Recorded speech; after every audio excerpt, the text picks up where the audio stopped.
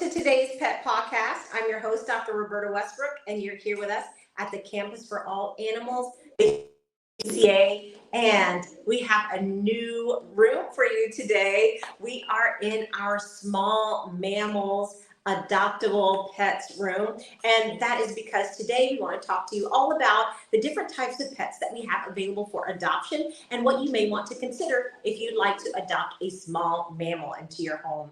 So until then, I do want to introduce you to our pet of the week this week, which is a small, that is Jessie. Jessie is one of our rabbits here that's available for adoption. Jessie is a lop-eared rabbit, meaning her ears are kind of lop-eared and flopping over. It makes for a really cute pet. Jessie came to us with an interesting story. She actually had a severe injury to one of her eyes, and that injury, unfortunately, was irreparable, and she had to have her eye removed. But Jessie is doing wonderfully, and she's fully recovered, and she's ready to move on to her home. So please come on down and meet Jessie. She's very sweet, and she would make a wonderful family pet. So today, again, we're here in our small mammals adoptable pet room. And if you have questions about taking in maybe a small mammal or exotic companion animal that's different from a dog or a cat, we can help you do that, and we can give you some counseling to make sure that it's a successful match. So what can I help you with your questions? All right, so what benefits are there to adopting a small mammal versus like a large dog per se? One of the main benefits to adopting a small mammal is time. So small mammals do take time. You want to be able to spend time with them, to bond with them. They have personalities. You can get to know their personality, and they want to get to know your routine. So it can be very rewarding relationship. But in terms of time, oftentimes when you have a dog, it may require that you take your dog out for walks multiple times a day, and spend lots of time even taking them to the veterinary hospital for routine checkups. But many times small mammals don't require as much time outside of the home. So spending quality time with them inside the home is often enough. And that means less trips to the veterinarian unless your small mammal is sick. And that means not having to maybe go on walks when the weather is too cold or too hot, or you just want to have a lazy day. Of course, like not as much time, but they still need some type of interaction, So there's a misconception that if we have a rabbit, we'll just leave them in a cage forever, right? Right. No, like I said, they have personalities, and you want to get to know their personality, and you want them to get to know you. And so spending quality time with them can be very rewarding, and you can establish a really special bond with your small mammal. I had a rabbit when I was first in veterinary school named Fuzzy, and Fuzzy became really one of my best friends, and it was a great time. And so they do still require some time to develop a relationship, and that can be a wonderful experience. And here at the Houston SPCA, obviously we have cats, dogs, and all types of rabbits, but we also have different types of small mammals. How do we know which to adopt, like a hamster, a guinea pig, or a rabbit? Is there any difference that we should consider when choosing a small mammal? Sure. If you're interested in adopting a small mammal, one thing you should do is just do some research individually and understand the needs for each of the different species. So things that you want to consider, for example, is housing. So what kind of housing do you have available? What kind of space do you have available? And what kind of housing would that look like? For example, really small pets like mice or rats or gerbils, they can oftentimes do well in a glass aquarium, for example, a large glass aquarium that has smooth sides and maybe a wire top. Some of the very small pets can do well in that type of enclosure, but some of the larger pets like rabbits and guinea pigs and ferrets, sometimes they do better with wire cages. As long as the wire cage has a smooth bottom, it is really important to have a smooth bottom so that their toes and their paws don't get caught in the wire. But you want to research each individual species, the type of enclosure that they need. Their diet is important, and all those things can kind of help you narrow down which one may be most appropriate for your family. Your diet is obviously a big one. That's different. We can't just, can we just go to the grocery store and buy a bag food for them as we do dogs or cats, or do we have to basically prepare fruit salad for them? Well, it's a little of both. So there are some commercial diets that are species specific where you can go to a pet store and get pelleted food for rabbits or for guinea pigs. But you also want to make sure that the diet is balanced. And so oftentimes with small mammals, you may need to supplement their diet with fruits and vegetables. Particularly guinea pigs are unique because they need to have vitamin C added to their diet because they do not manufacture it themselves. And so it's important to make sure that you have some sort of added supplement for them. But oftentimes, really nutrient-rich veggies and fruits and other treats can be beneficial. So yes, a combination of commercially prepared food and fresh fruits would be appropriate. So would you recommend small mammals for a family with kids? Yes, it can be wonderful first pet for kids. The important thing is, again, you do your research and you want to make sure that your children are prepared for handling a small pet. So one of the things that's important to note is that oftentimes small pets are a little bit skittish and nervous about handling, and sometimes children are also nervous about handling the pet. So you want to make sure that your children are prepared, and we discuss with them how to properly handle the type of pet that you're going to get. Particularly gerbils are very small and their skeletons are very fragile. So rough handling can be dangerous for them, and some and bite when they get nervous. And so you want to make sure, again, that everyone's prepared and that you move slow and that it takes time to establish that trusting relationship. But it can be a wonderful first pet for a child to have a small mammal with some guidance. And are we able, like, I know with kids, sometimes they don't want to do a cat because they're allergic to them. Can we be allergic to these type of fur too? Yes, absolutely. It is still possible that if you are prone or your child is prone to allergies, that it is possible that they have an allergy to a small pet as well, a small mammal like a rabbit or a guinea pig. Their fur can trigger allergens. So if you're not sure, you may want to visit with a pet first to try to determine whether or not it's going to be appropriate for your child. And you've mentioned different types of room setup we can do for them. Can they live outside? I know we're kind of used to seeing cats and small mammals in an outdoor area, but can we just leave them outside, for all the elements? Yes, it's better to have a small pet inside in a safe enclosure. You want to make sure that they're safe, and we provide exposure to predators and to extreme heat or extreme cold.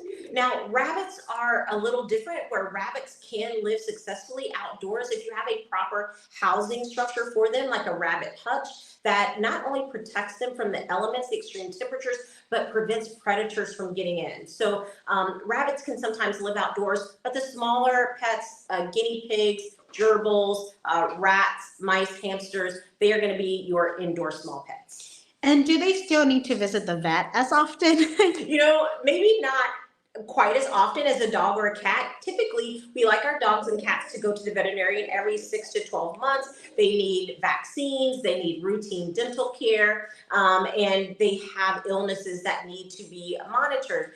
Small pets can also develop illnesses. Typically, they are related to husbandry and diet. So as long as you are providing proper diet and you're taking care of husbandry, like cleaning their enclosure out on a regular basis and making sure that you're staying on top of routine maintenance, they usually don't have to go to the veterinarian very often unless they are sick. The most common things that you may need to consider taking your pet to the veterinarian for are things like teeth problems, because rodents have teeth that continuously grow throughout their life.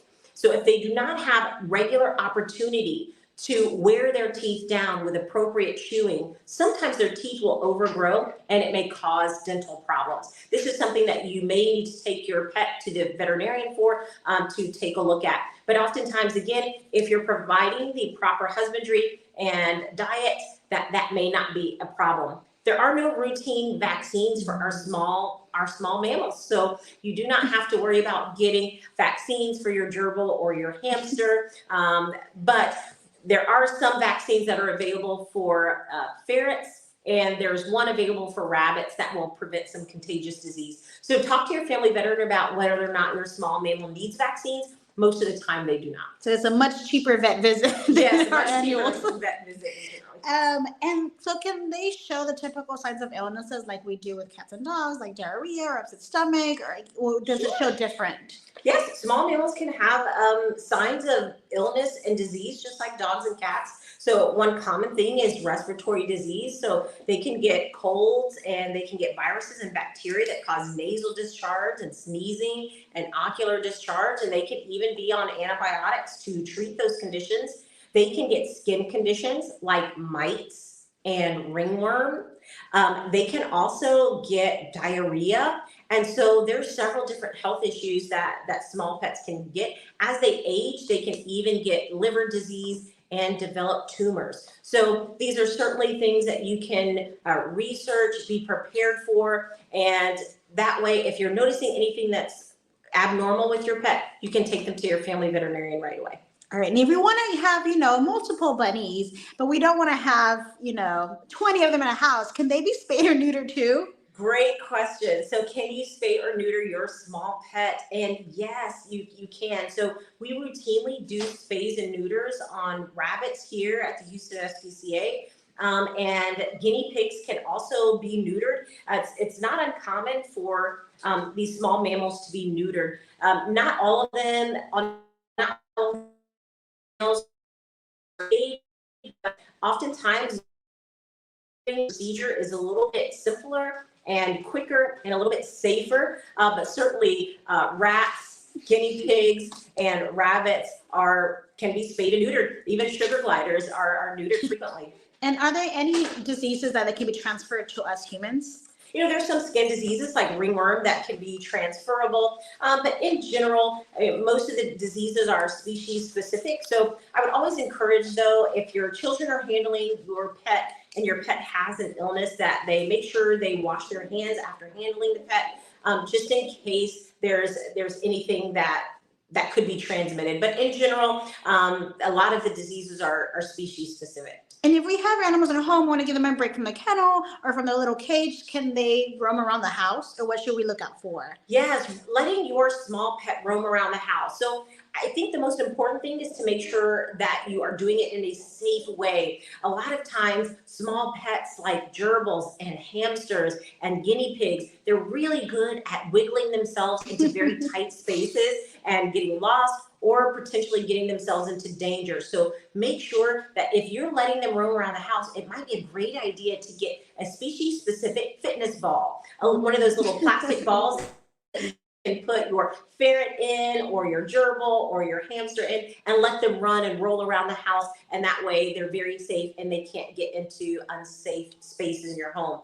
The other thing is that some of these small can be destructive to your home. So chewing on carpet, furniture, and the baseboards in your home, and more significantly, electrical cords. These things can be very dangerous and can even be life-threatening. So you want to make sure that they don't have access to do those things. It will keep them safe, and it will prevent you from the angst of seeing your home being chewed up. And if I already have a dog or a cat, should they meet at all, or would it be, would my dog have a instinct to kind of go after it? Yes. It's natural because dogs and cats are predators. And so it's natural for them to maybe have a desire to chase a small pet like a hamster or a gerbil or a rabbit or a guinea pig. And so you want to know your dog and cat really well. And you want to make sure that they are not the type of pet that may want to attack another small pet. One clue might be if you're walking your dog and your dog is always going after the squirrels outside, maybe they would not be appropriate to leave unsupervised with your small pet. And so if you're doing that, I would say, again, make it as safe as possible for the small pet, because we also don't want them to be traumatized or feel the danger of being around a dog or a cat and have that fear. Okay, if we're thinking about adopting, a small mammal, but we're still on the fence, how else can we help the Houston SPCA? So, it's always important that in order for us to do our jobs and to do our jobs well, it takes a village, it takes a family, and it takes extended family. And you can always help us by becoming a foster. So when we get small mammals in, we always love to have fosters. We love to have people who are willing to take these pets in temporarily. It does give you an idea about what kind of pet you can handle and what kind of pet you may be able to adopt in the future. So consider becoming a foster, and we oftentimes have rabbits and guinea pigs and ferrets that may need fostering. So you can always help us. You can always be a part of our extended family and help us to achieve our mission in any way that you can, and fostering is one of those. And if you're ready to adopt a small pet, where can we go and look? Yes, please come on down. Please come on down to our adoption center. We're open every day from 11 a.m. to 6 p.m. You can come right on into our small pets adoptable suite and spend some time with the rabbits here, spend some time with the guinea pigs, and really get to know them, because that bond, that initial bond, just like you have when you're adopting a dog or a cat, it exists with the small pets too. And you can pick one up and you can play with them, and immediately you will be able to determine whether or not this is going to be your pet for life. So we encourage you to come on down to our adoption center, spend some time with us. We'd love to have you. Well, thank you guys so much for joining us on today's Pet Podcast. We love to have you. We thank you for joining us every Friday, and we will see you next week.